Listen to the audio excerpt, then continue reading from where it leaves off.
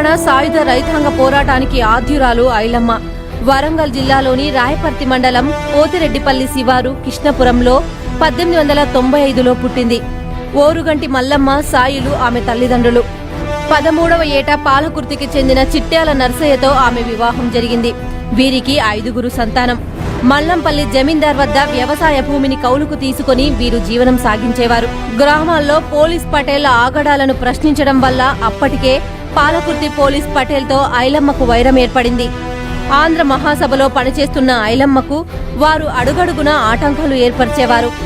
పాలకుర్తిలో 1945లో శివరాత్రి సందర్భంగా ఏర్పాటు చేసిన బహిరంగ సభను విష్ణూర్ దేశ్ముఖ్ అనుచరులు భంగం చేశారు. దీంతో ప్రజలు దేశ్ముఖ్ అనుచరులను చితకబాదారు.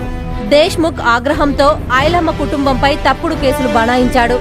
కేసు నుంచి నిర్దోషిగా బయటపడింది ఐలమ్మ.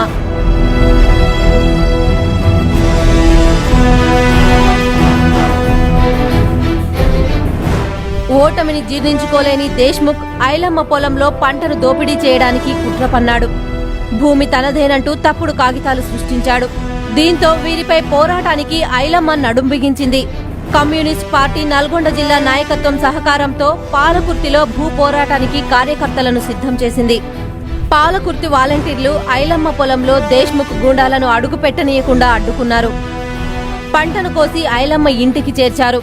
దీంతో దేశ్ముఖ్ భంగపాటు తప్పలేదు. దేశ్ముఖ్లు ఎన్ని అక్రమ కేసులు పెట్టినా ఐలమ్మ బెదరలేదు.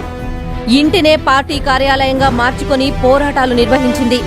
చాకలి ఐలమ్మ స్ఫూర్తితో ప్రజలు పోలీస్ పటేల్ గడీని కూల్చి మొక్కజొన్న పంట వేశారు.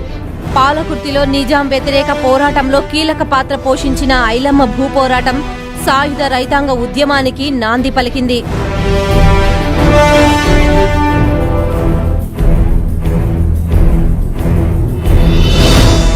నిప్పురవ్వుల నిత్యం సాయుధ పోరాటాన్ని కాపాడిన ఐలమ్మ భర్తను కన్న కొడుకును పోరాటంలోనే పోగొట్టుకుంది. నిజాం రాజ్యంలో ఆమెకు దక్కింది ఏమీ లేదు. కనీసం స్వాతంత్ర సమరయోధుల పింఛన్ కూడా రాలేదు. పింఛన్ ఇప్పిస్తామని అప్పట్లో కమ్యూనిస్ట్ కార్యకర్త తీసిన ఫోటోనే మనం ఇప్పుడు చూస్తున్న ఫోటో.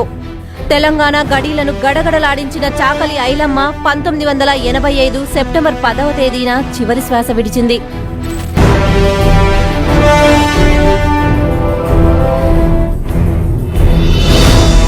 ఐలమ్మ మరణాంతరం పాలకుర్తిలో ఆమె స్మారక స్తూపం, స్మారక భవనం నిర్మించారు.